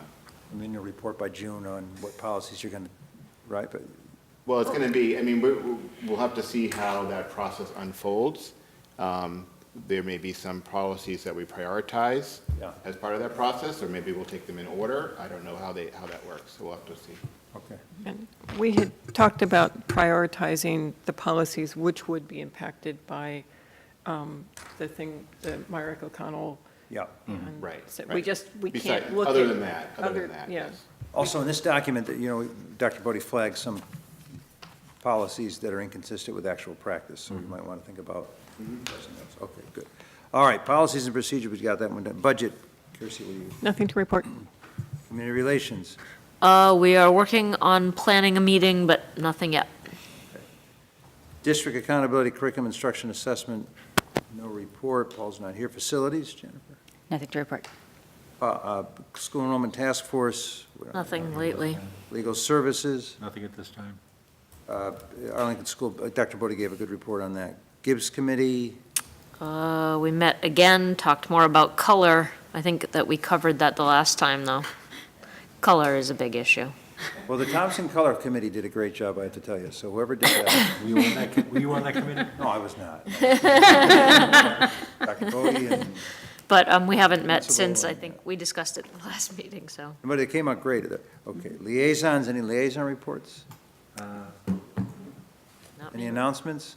Yes, one. Yep. I asked Ms. Fitzgerald to send you all an invitation to the Paul Harris dinner. I'd like to, it's on June 6th. I'd like to invite you again. We are, Mr. Adam Chaplain is receiving Paul Harris Fellowship Award, and Chief Ryan, he's up for our Citizen of the Year award for all the work he's done in the drug rehabilitation program here in town. So it's at Sons of Italy on the 6th, and you're all invited. Thank you. Oh, yeah. But it's not free. The ABGC dinner is next Tuesday.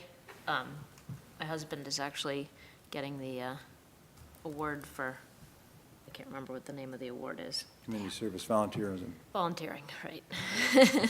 Being a swim coach. The other announcement is the students. from Japanese students, right. Here, we kind of didn't coordinate well enough to have them, I didn't have the agenda ready, so Sue Scheffler didn't come. But we're trying to see them at Town Hall next Monday night, so Paul might send out a notice to ask us to get there early at 7:30 on Monday night to meet all the students, and they're going to be in the schools. That's right, tomorrow they're going to be at the town? Tomorrow, they're going to be at Dallin, and then we have a schedule next week, Addison, I forget which day, but again, you're welcome to come to any of those presentations at the schools. I think tomorrow's Dallin is at 9 o'clock. At the school? At Dallin, yes. Yeah. We always pick one elementary school, so there's 3 visits every year. One elementary, and then the middle school and the high school. Okay, great. And I believe that they're going to perform at town meeting this week. Okay, so we'll see them. Do we need to bring a gift when we meet with them? What's the That would I be, mean, not that us would be individually, wise. but as Yeah. a committee, and The if answer so, is- what are we going to do and who's organizing it? I'll talk with Nominate Ms. the Scheffler about that. superintendent. Huh? Yes. I nominate the superintendent. I just want to be sure someone's doing it. No, it's true. That's a big part of their culture. is- Yes. Yeah, very- That's yes. why I'm like, we're not going to. Yeah, No. yeah, It's very ceremonial. yep, it's a very nice part of their culture. Anything. You have water bottles, hats, whatever, bags. Hats are cool, Yeah. yeah. Okay, Great.